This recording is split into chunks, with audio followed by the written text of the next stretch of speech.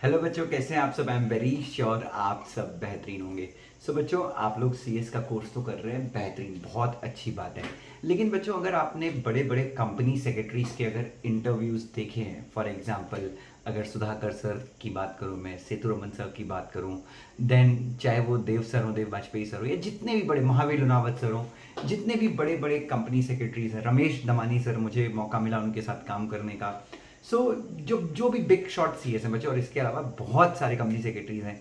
सो बच्चों, उनसे अगर हम पूछते हैं कि सर, आज की तारीख में अगर हम अपने स्टूडेंट्स को कुछ तरीका बता सकें कि बच्चे जो हैं वो किस प्रकार से बहुत आगे बढ़ सकते हैं, बहुत तरक्की कर सकते हैं, और बच्चों को क्या आपका गाइडेंस रहेगा। और इनफैक्ट बच्चों, मैं भी एक कंपनी सेक्रेटरी हूँ, लगभग 13 साल हो गए मुझे सीएस बने हुए। सो इनफैक्ट मैं भी आप लोगों को सिर्फ सीएस नहीं बनना है, मतलब सीएस तो बनना ही है, बट सीएस के अलावा दो तीन स्किल्स जो है वो आपके अंदर बेहतरीन तरीके से डेवलप होनी चाहिए बच्चों। सबसे पहली स्किल नंबर वन ये है कि आपको सबसे पहले जो भी लेटेस्ट व्यापार जगत में हलचल चल रही है, आपको उसका नॉलेज होना चाहिए। उदाहरण के तौर पे, जैसे कि अभी प्रॉक्सी एडवाइजरी फर्म ने जिंदल स्टील को जिंदल स्टील से क्वेश्चंस करे हैं। क्वेश्चंस ये करे हैं कि भाई, आप रिलेटेड पार्टी ट्रांजैक्शंस जो हैं, रिलेटेड पार्टी ट्रांजैक्शन को करने के लिए जनरल मीटिंग में अप्रूवल लेना था बच्चों। सो उन्होंने क्वेश्चन किए हैं कि आप इतने बड़े रिलेटेड पार्टी ट्रांजैक्शन को कैसे अप्रूव कर सकते हो, ये तो सरासर कंपनी के हितों के खिलाफ है। तो इस चक्कर में जिंदल ने अपनी ईजीएम को डिफर कर दिया है, ईजीएम को टाल दिया है। आप समझ रहे हैं मैं क्या बोलने की कोशिश कर रहा हूँ। ये मैं आपको एक छोटा सा एग्जांपल दे रहा हूँ। दुष्यंत सर, ये आपको कहाँ से पता चला? बच्चों, ये मुझे पता चला एक बिजनेस अपडेट से, ठीक है।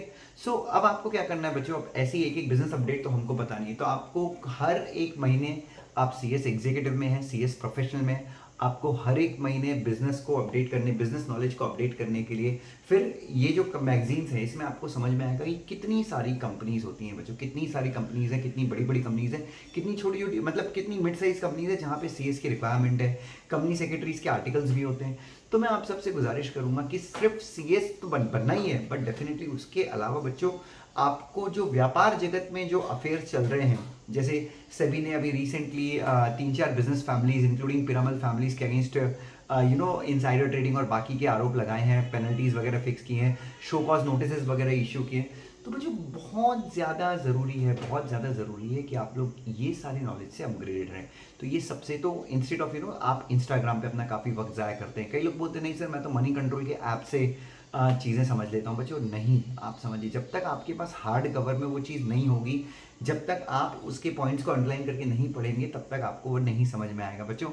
मैं हमेशा बोलता हूँ बच्चों, फ्री का नॉलेज जो होता है वो उतना काम नहीं आता। आप ना बिजनेस टुडे खरीदिए, एक मैगजीन खरीदिए, 60 या 70 रुपए की मैगजीन आती है, या फिर कोई वॉल स्ट्रीट करके कोई मैगजीन है वो खरीदिए, डीएनए करके मैगजीन, बिजनेस स्टैंडर्ड करके एक मैगजीन आती है, आप वो खरीदिए। और इन चीज़ों से, इन मैगजीन से पढ़ने की कोशिश कीजिए। इससे आपकी इंग्लिश भी बहुत ज़्यादा इंप्रूव होगी। जब मेरी इंग्लिश बहुत ही खच्चड़ हुआ करती थी, तो मैं क्या करता था बच्चों, वो बिजनेस टुडे के वो में इतनी हाई फंडो इंग्लिश यूज़ होती है, तो जो जो वर्ड मुझे समझ में नहीं आते थे, मैं एक पेपर पे लिखता था और उसका हिंदी में मीनिंग लिखता था। तो बच्चों, सबसे पहली क्वालिटी, और जिन बच्चों को इंग्लिश बहुत ही खराब है, जिन बच्चों की जो इंग्लिश में सच में इंप्रूव करना चाहते हैं, तो आपको क्या करना है, उस बिजनेस टुडे का एक पेज लेना है। एक पेज के अंदर लगभग 20 लाइनें लेनी है, और आपको जोर जोर से पढ़ना है बच्चों। तो आपकी जो जॉज वगैरह हैं, जो आपको मैं फायर एक्सटिंग्विशर बोलने में मुझे कई टाइम लग गया था बच्चों, मैं एक इंटरव्यू में रिजेक्ट हो गया था, कॉल सेंटर के इंटरव्यू में। बच्चों, बिजनेस टुडे और बिजनेस नॉलेज बहुत ज़रूरी है आपको अपग्रेड करना। इससे आपकी इंग्लिश इंप्रूव होगी, वोकेबलरी इंप्रूव होगी, जॉज आपके ओपन हो जाएंगे, आपकी ग्रामर इंप्रूव होगी, और आप जब एग्जाम में आंसर लिखेंगे, तो बच्चों, बिजनेस टुडे की मैगजीन में यही होता है, आरओसी ने किसकी बजाई है, सेबी ने किसकी बजाई है, एनसीएलटी में कौन से केसेस हैं, इंसॉल्वेंसी एंड बैंक्रप्सी कोड के अंदर कौन से नए केसेस हैं।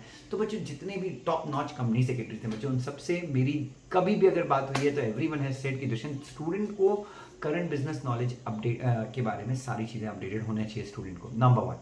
नंबर 2 बच्चों, तो बच्चों, ये जो टाइम अपन वेस्ट करें वो था नंबर 2। दूसरी स्किल क्या है बच्चों? दूसरी स्किल ये है कि ये एग्जीक्यूटिव अगर आप क्लियर हो चुके हैं, तो फिर बेयर एक्ट पढ़ना शुरू करें।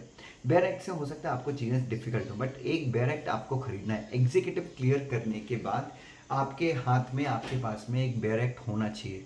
कंपनीज एक्ट का बेयर एक्ट होना चाहिए और आपको कसम खानी चाहिए कि रोज़ इसमें से मैं एक सेक्शन पढ़ूंगा। सर मेरे फाइनल में तो कंपनी लॉ है ही नहीं, मैं क्यों पढ़ूँ, मतलब कंपनी लॉ का ऐसा कोई स्पेसिफिक सब्जेक्ट तो है नहीं, मैं क्यों पढ़ूँ।